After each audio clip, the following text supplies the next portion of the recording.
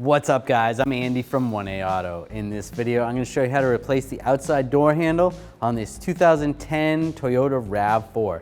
If you need this part or other parts for your vehicle, click the link in the description and head over to 1aauto.com. I'm going to take this little cover off, or a little grommet. Just take a trim tool, just get underneath there, or even a straight blade screwdriver.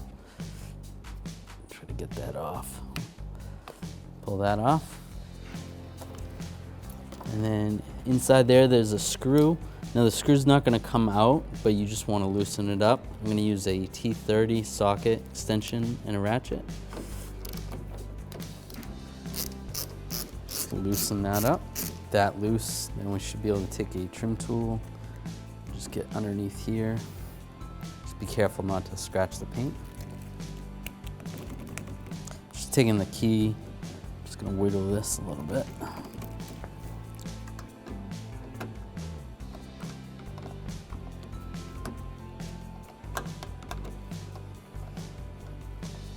All right, there we go. Wasn't all the way loose.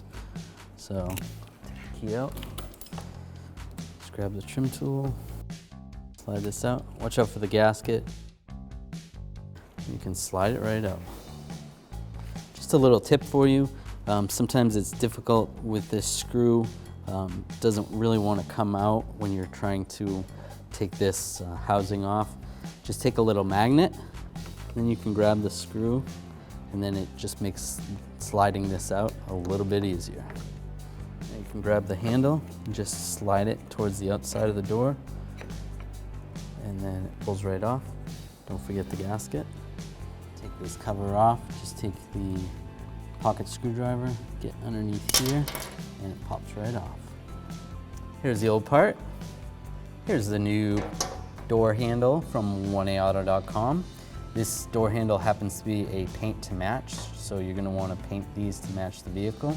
It comes with the driver's door cover so that you have the keyhole, or you can put this on the passenger side or even any of the back doors with this cover.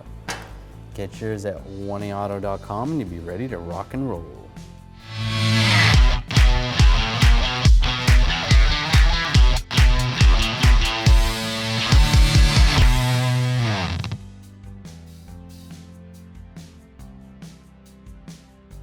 Take the door handle, I'm just going to slide this in position.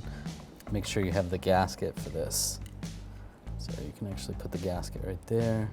All right, so we're going to angle this side in just slightly, get it past a certain point, and then you're going to angle the back part in, and then just slide it in. Whoops. You got to push it down and then slide it in like that. Then your gasket's all in position. And that's working good.